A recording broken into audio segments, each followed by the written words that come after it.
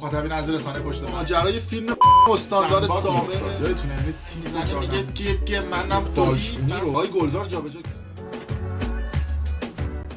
درود به مخاطبین عزیز، بنده امین فردین به همراه تیمم بار دیگه با یک برنامه پشت پرده دیگه با شما هستیم. امیدوارم که هر کجا این کره خاکی که هستید و صدا و تصویر من رو میبینید و میشنوید حال دلتون خوب باشه.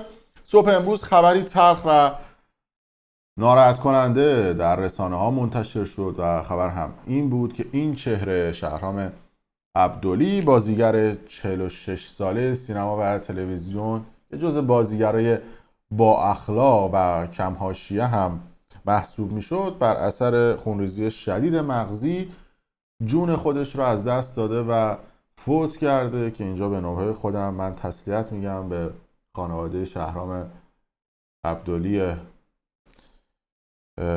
عزیز و خدا بیامرز که ایشون در یک سریال خونگی به اسم آسوده باش توی مشهد داشت بازی میکرد و گفته شده که توی هتل محل اقامتش دچار سردرد و سرگیجه میشه و بعد از اون هم وقتی که به بیمارستان منتقلش میکنند به کما میره. امروز در برنامه پشت پرده حالا علاوه بر این که یه مقداری در خصوص جزئیات فوت شهرام عبدلی به شما خواهیم گفت، در خصوص یک سری از سلبریتی ها و بازیگرانی که در اصطلاحاً دوره جوانی و میانسالی جان خودشون رو از دست دادن، در خصوص علتهای فوتشون افشاگری میکنیم. شاید کم و بیش در برنامه‌های مختلف و در ویدیوهای قبلی من علت فوت این افراد رو دیده باشید، اما امروز میخوایم یه مقدار بیشتر راجع به پشت پرده این افراد افشاگری بکنیم. زهره فکور صبور، خانم پرحاشیه‌ای که برام هم دردسر ایجاد کرد و دردسر که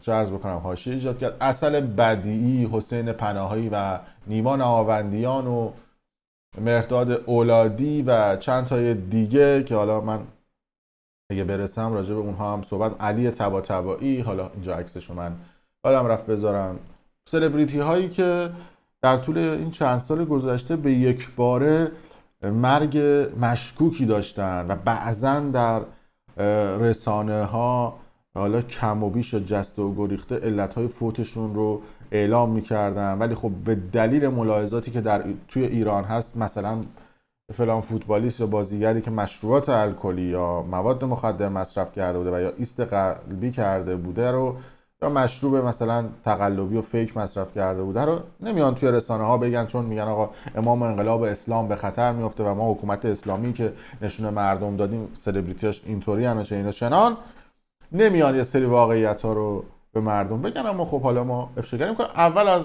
شهرام عبدلی شروع بکنیم که حالا یه سری ها را افتادن و شایعه درست کردن که آره ایشون نمیدونم مواد مصرف میکرد و مشروب میخورن. واقعا حالا اون کسانی که شهرام عبدلی رو میشناختن و خصوصیات اخلاقی ایشون رو میدونستن، واقعا همچین کاراکتر و شخصیتی نداشت. جز محدود بازیگرایی بود که این نگاه نداشت و این خیلی آدم خوش اخلاقی بود و اصطلاحاً منم یادم نمیاد که در برنامه پشت پرده راجب شهرام عبدلی افشاگری کرده باشم یا اصطلاحاً راجبش صحبتی کرده باشم و حتی میتونم اشاره بکنم به آخرین تصاویری که از لحظه قبل از این اتفاقات از ایشون عکسای منتشر شده. این هم زنده یاد شهرام عبدلی هستش در پشت صحنه سریال آسوده باش که توی مشهد فیلم برداری میشده. این هم آخرین تصویر و آخرین سکانسی که از مرحوم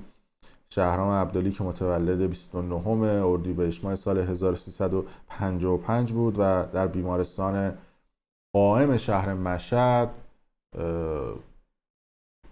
نتونست دووم بیاره، چند روزی که توی کما بود به دلیل خونریزی شدید مغزی فوت کرد و واقعا تو مملکت همه دارن جوون مرگ میشن. این از شهرام عبدلی که آقا حاشیه ها و شایعات رو کلا بذارید کنار و اصلا اینها نیست. در خصوص زهره فکور صبور هم قبلا صحبت کردیم. به صورت تیتروار به شما بگم که ایشون با یک شخص پولداری در ارتباط بوده، حتی مهران مهام هم که همسر ایشون بوده این قضیه رو میتونه تایید بکنه و من با نزدیکان مهران مهام صحبت کردم. قبلا ویدیوهای قبلی هم گذاشتیم و اسناد و مدارک رو نشون دادیم کامل و مفصل، ولی خب تیتروار میگم چون این ویدیو پکیج کاملی از این اتفاقات هست به شما میگم که با یک آدم پولداری دوست میشه، اون آدم در حین رابطه جنسی از زهره فکرصبور فیلم تهیه میکنه توسط دوربین مخفی و چیزهای مختلف و بعد از اون شروع میکنه از زهره فکرصبور اخاذی کردن و مصرف این اتفاقات باعث میشه که خب زهره فکرصبور برای اینکه بخواد این اتفاقات رو حذف بکنه مصرف مشروبات الکلی داشته به همراه یه دارو دیگه که دارو حالا برای از بین بردن عفونت و چیزهای دیگه بوده، اینها با هم دیگه اووردوز میکنه. ولی خب پرونده اخاذی اون شخص و این اتفاقات و همه اینها دست به دست هم داده بوده که به حال زهره فکرصبور بره به یه سمت دیگه. اما شخص دیگه که این اتفاقات خیلی حالا تاثیرگذار بود توی جامعه فوتش و خیلی هم براشون تلخ بود این اتفاق، عسل بدیعی بود. عسل بدیعی که متولد 1356 بود، در سال 92 فوت کرد، سن زیادی هم نداشت و جالبه که خانواده عسل بدیعی بعد از چند سال افشاگری کردن که عسل بدیعی به دلیل قصور پزشکی این اتفاقات براش افتاده. حالا چیزی که حالا دارن شایعه میکنن برای علی انصاریان و میگن علی انصاریان هم همین اتفاق براش بوده و البته حالا اسناد مدارکی که از علی انصاریان هست و موجوده چیز دیگه نشون میده. این چهره حسین پناهیه، شاید دکلمه ها و اشعار حسین پناهی رو شنیده باشید. حسین پناهی که میگفتم به نوعی که خودش عمر خودش رو تموم کرده و یه عده دیگه هم میگن که شاید حمله‌ای بهش کردن، مثل همون اتفاقی که برای ناصر عبداللهی افتاد توی دهه‌ای که اینا هم رده با هم دیگه بودن. ناصر عبداللهی هم همینطور که گفته بودن که اون هم کشته شده. ناصر عبداللهی اتفاق مشابهی که گفتن برای نیما نهاوندیان هم افتاده، یعنی چند نفری که گفته شده که کشته شدن. نیما نهاوندیانی که میگن خانواده‌اش وقتی که رسیده بودن بالا سرش، الان اونایی هم که نیما نهاوندیان نمیشناسن، ایشون مجری شبکه 2 بوده، گرگان بوده، صداسیمای گرگان هم بوده، سابقه چند تا برنامه ورزشی اجراشون رو هم داشته. اما میگن یه روز صبح مثلا می‌خواسته از خواب بلند بشه، مثل حالت سکندری خوردن یا چجوری بگم، پاش مثلا پیچ میخوره، سرش میخوره لبه میز و خونریزی شدید مغزی میکنه و فوت میکنه و البته میگن که شاید این هم چیزی شبیه قتل بوده باشه. اما مورد بعدی خیلی دارم اینا رو تون و سریع میگم چون دوستان میگن که آقا خیلی ویدیوهاتو کش میدی و چنان من سعی میکنم که ویدیوها رو با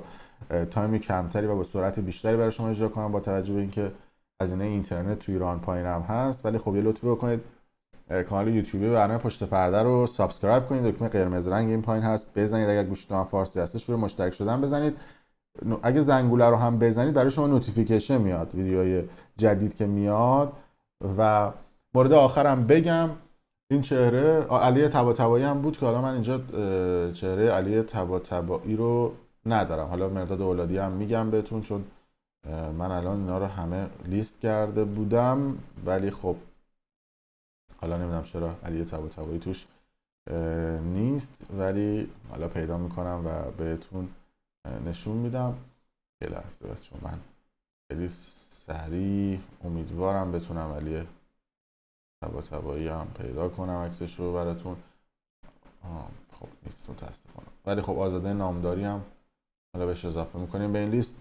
مرداد اولادی هم مصرف مشروبات الکلی به همزمان داروهای مخدر علت فوتش بوده.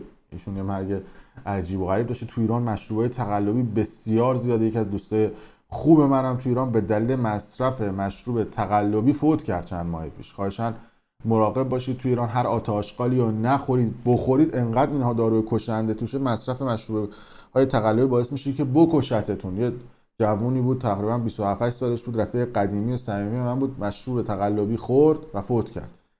مرداد اولادی هم همین اتفاق براش افتاد، هم مشروب خورده بود هم مواد مصرف کرده بود و اووردوز کرده بود. آزاده نامداری هم که دیگه تا الان قطعا خبرهاشو شنیدید و ماجرا این که خودش رو کشته و این اتفاقات براش افتاده.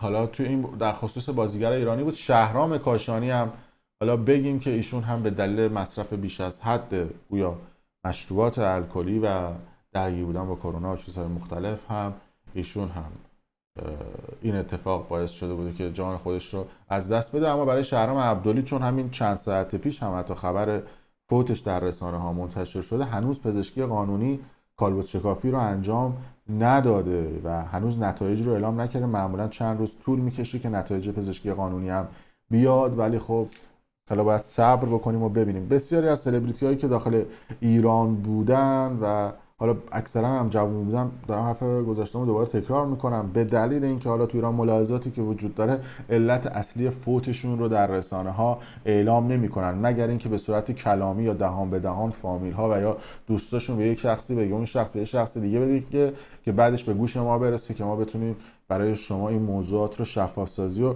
افشاگری بکنیم. در صورت مرسی که تا این لحظه با ما بودید. تسلیت میگم به خانواده شهرام عبدلی، خدا بیامرز، و امیدوارم که سال جدید شاید اتفاقات خوب باشیم، اما با این قیمت دلار و اتفاقات مختلفی که تو ایران هستش قطعا حال دل هیچ کدوم از ما خوب نیست. در صورت مرسی که تا این لحظه با ما بودید و ممنون از شما.